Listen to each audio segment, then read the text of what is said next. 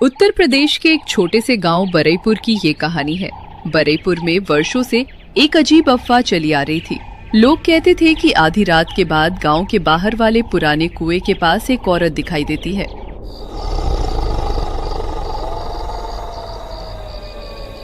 उसके सिर पर एक नहीं, दो नहीं, बल्कि 3 मिट्टी के मटके रखे होते हैं।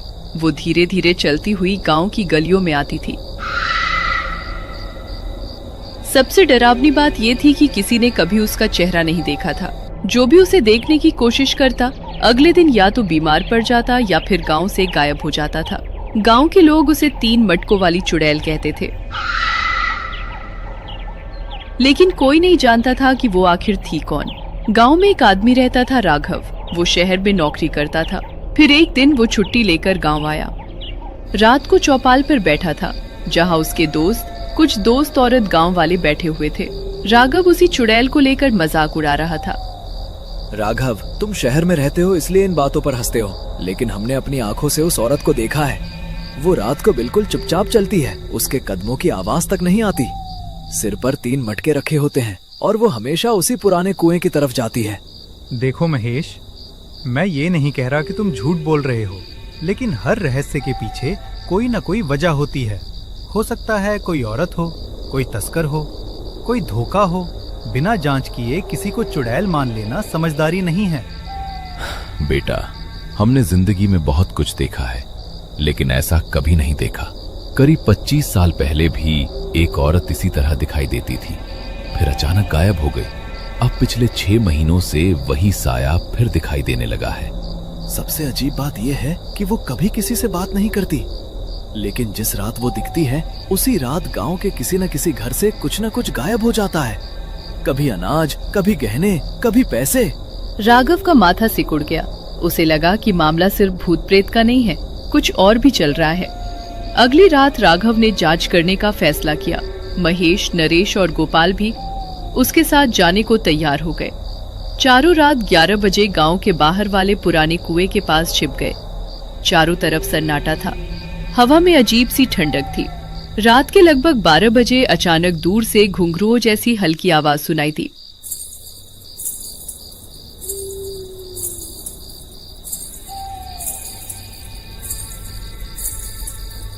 सभी चौकन्ने हो गए और फिर धुंध के बीच एक काली परछाई दिखाई दी।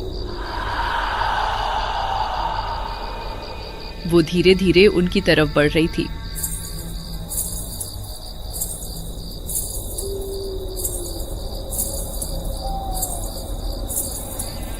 उसके सिर पर सचमुच 3 मटके रखे हुए थे। सबकी सांसें रुक गईं।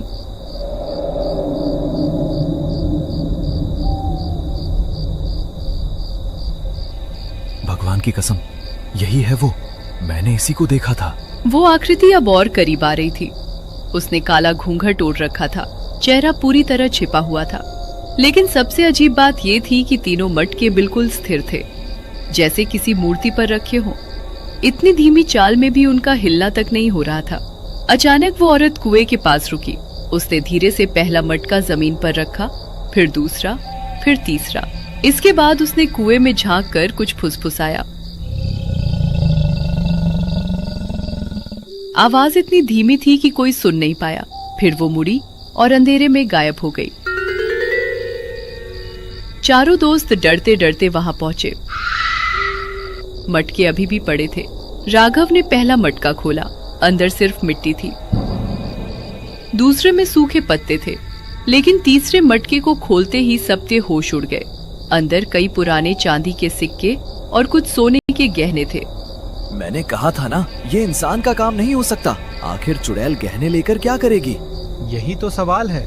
अगर वो चुड़ैल होती तो गहने क्यों इकट्ठा करती, और अगर इंसान है तो रात को ये नाटक क्यों करती है?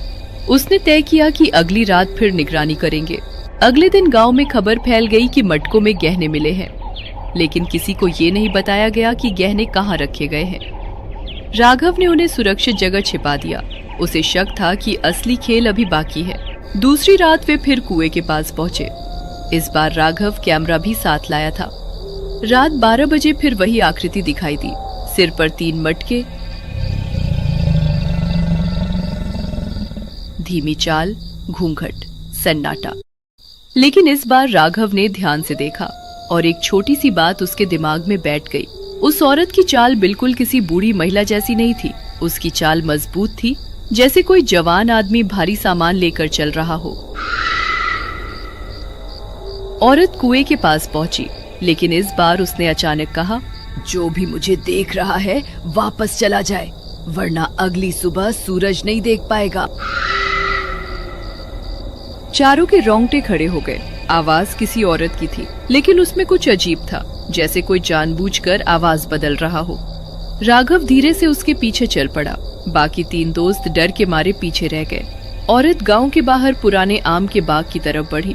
वो एक जर्जर हवेली के पीछे पहुंची, फिर अचानक गायब हो गई।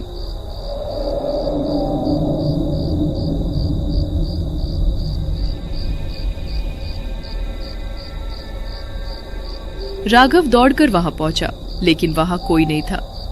सिर्फ जमीन पर एक बड़ा पत्थर पड़ा था। उसने पत्थर हटाने की कोशिश की। पत्थर के नीचे लोहे का एक दरवाजा था। राघव की आंखें फैल गई। नीचे कोई गुप्त तहखाना था। अगले दिन उसने ये बात सिर्फ दिनेश मास्टर और हरिदास काका को बताई। अगर तहखाना है तो मामला भूत का नहीं है, कोई न कोई अपराधी इसका इस्तेमाल कर रहा है। लेकिन सवाल ये है कि वो चुड़ैल का नाटक क्यों कर रहा है? क्योंकि डर सबसे बड़ा हथियार होता है। अगर लोग डर जाएं तो कोई जांच नहीं करता। उस रात 5 लोग तैयारी करके पहुंचे। उनके पास टॉर्च, कैमरा और मजबूत डंडे थे। आधी रात होते ही फिर वही चुड़ैल दिखाई दी, लेकिन इस बार जैसे ही वो तहखाने के पास पहुंची, रुक जाओ, आज तुम्हारा खेल खत्म हो गया, रुक जाओ। आकृति एक पल के लिए ठिठकी, फिर अचानक भागने लगी। सभी उसके पीछे दौड़े। कुछ देर की दौड़ के बाद महेश ने उसे पकड़ लिया। तीनों मटके नीचे गिरकर टूट गए और फिर घूंघट हट गया।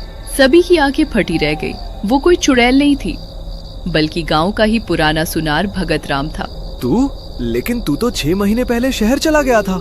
हाँ, यही तो मैं चाहता था कि लोग समझें। मैं गया नहीं था, मैं यहीं था, इस तहखाने में। सभी लोग स्तब्ध रह गए, लेकिन कहानी अभी खत्म नहीं हुई थी। राघव ने पूछा, गांव वालों के घरों से चोरी हुए सामान का क्या? वो सब मैंने चुराया था। चुड़ैल की अफवाह मैंने ही फैलाई। लोग डरते रहे और मैं आराम से चोरी करता रहा। लेकिन तभी हरिदास काका का चेहरा पीला पड़ गया। उन्होंने कांपती आवाज में पूछा, तो 25 साल पहले वाली औरत कौन थी? भगत राम का चेहरा अचानक बदल गया। उसकी आंखों में डर उतर आया। पहली बार वो सचमुच घबराया। वही तो वजह है कि मैंने ये सब शुरू किया। 25 साल पहले मेरी माँ इसी गांव में रहती थी।